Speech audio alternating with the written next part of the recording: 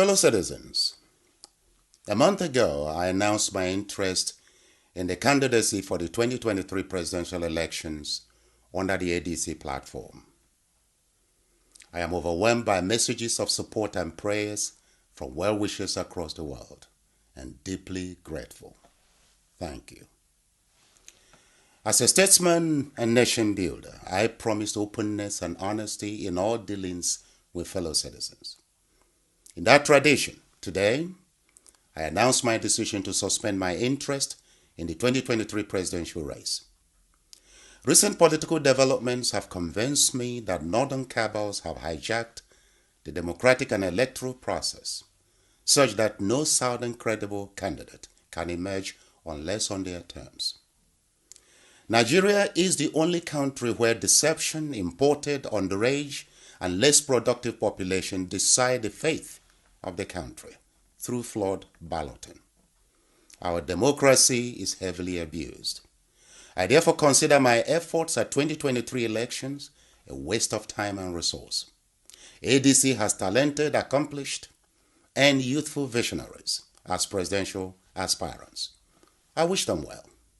I remain grateful to the ADC chairman, Chief Ralph Oke Nwosu, for his leadership and vision.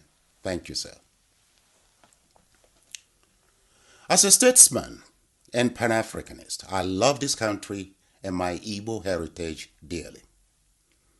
Therefore, I humbly take this opportunity to invite political parties and their 2023 presidential candidates to study the press releases of NINAS.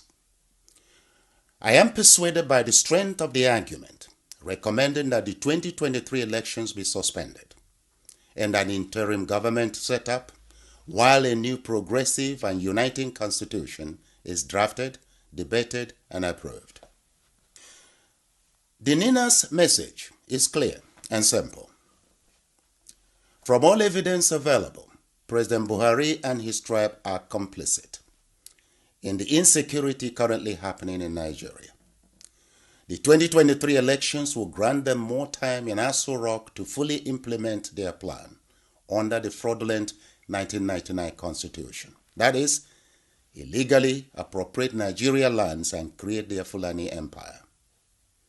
To avoid this happening, Nigerians should insist on changing that constitution before any federal elections can take place.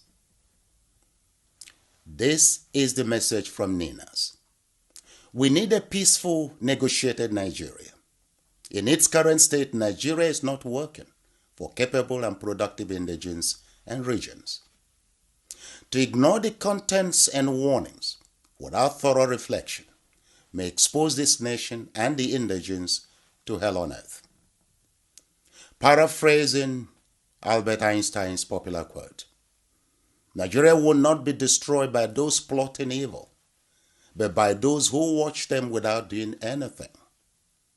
Bishop Desmond Tutu of South Africa once said, I quote, if you are neutral in a situation of injustice, it is because you have chosen the camp of the oppressor. Unquote. 2023 will be a make or break year for Nigeria. Southern and Middle Belt politicians and citizens must stand together to avert a looming catastrophe. All over the world, ancestral homelands are life treasures, bequeathed to and held in trust for future generations. So the energy, courage, and voices of the indigenous peoples of this nation must be galvanized to openly reject second-class citizenship, domination, and ethnic cleansing. Fellow citizens, Sri Lanka has just gone bankrupt and defaults on $51 billion external debt. Humanitarian crisis is unfolding with no food, no fuel, no medicine, and no power. How did Sri Lanka get here? Simple. Years of mismanagement, budget and trade deficits, expanded borrowing from China, policy favoring religious sect for loyalty, terror attacks, pandemic, currency devaluation, sharp fall in foreign direct investment, and record inflation. This is Nigeria's situation plain.